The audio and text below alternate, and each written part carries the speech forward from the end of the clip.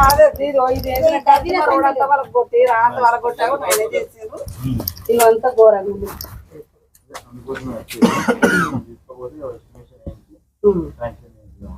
చేయించు బిడ్డ ఘోరం అయితే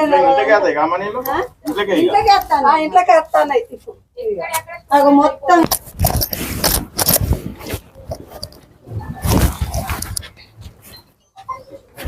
హలో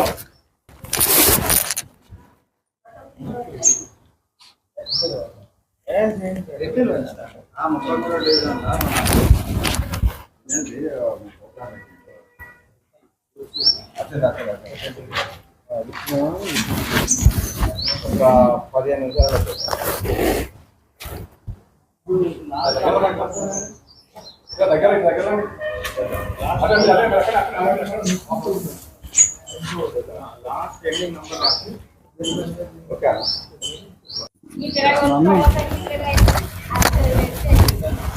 అడుగు దినేష్ అన్నాను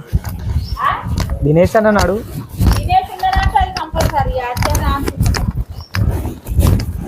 ఎన్ని రోజులు ఆయనకి చెప్పబట్టి ఇవాళ వచ్చింది వాళ్ళు రాని మనం ఏం చెప్తాం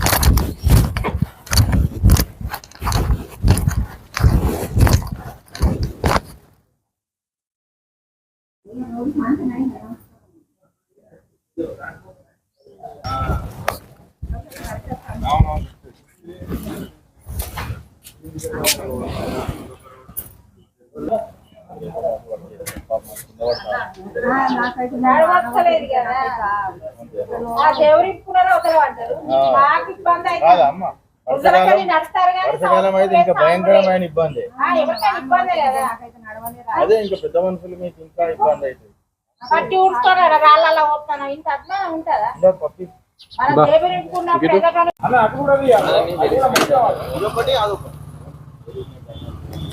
పోస్టర్ పని చెప్పా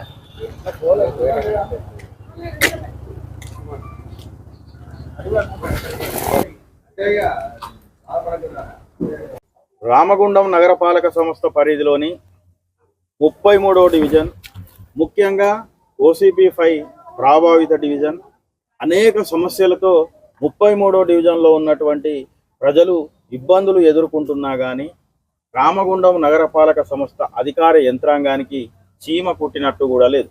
ఉదాహరణకు చూస్తే 33వ డివిజన్ బార్డర్లో ఉన్నటువంటి రోడ్డు దాదాపు 10 సంవత్సరాల కింది నుంచి శిథిలావస్థకు పోయి రోడ్డు మొత్తం చెడిపోయి సర్వనాశనం అయినా కానీ నగరపాలక సంబంధించినటువంటి అధికార యంత్రాంగానికి ఎన్నిసార్లు ఇక్కడి స్థానిక ప్రజలు చెప్పినా కానీ చెవిటి వారి ముందు శంఖ మోదినట్టే ఉంది, కానీ రోడ్డు మాత్రం శాంక్షన్ అయ్యే పరిస్థితి లేదు.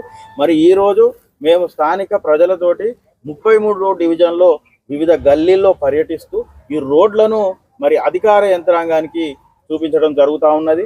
ముఖ్యంగా క్వార్టర్ లైన్లో కూడా సింగరేణి రోడ్డు పూర్తిగా చెడిపోయింది. అదేవిధంగా అటు పరశురామ్ నగర్ సైడ్ కానీ, ఫైయింగ్ లైన్ అంబేద్కర్ నగర్ సైడ్ కానీ రోడ్లు తిప్పి కొడితే 10 ఫీట్లు ఒక దగ్గర, దాని వెడల్పు సంబంధించి ఒక దగ్గర 5 ఫీట్స్ మాత్రమే ఉంది, ఒక 4 ఫీట్లు మాత్రమే ఉంది. ఎటు చూసినా కానీ 100 మీటర్లు, 200 మీటర్లు, చివరికి 300 మీటర్లే రోడ్డు ఉన్నా కానీ ఈ 10 ఏళ్ల నుంచి కూడా మరి గత 5 సంవత్సరాల కింద మున్సిపల్ ఎన్నికలు జరిగితే మరో కార్పొరేటర్ మారినా కానీ ఈ రోడ్లు వేసే పరిస్థితి లేదు. మేము ప్రశ్నిస్తూ ఉన్నాం, మరి 50 డివిజన్లు కార్పొరేషన్లో ఉంటే మరి 33వ డివిజన్ ఉన్నదా, తొలగించిండ్రా?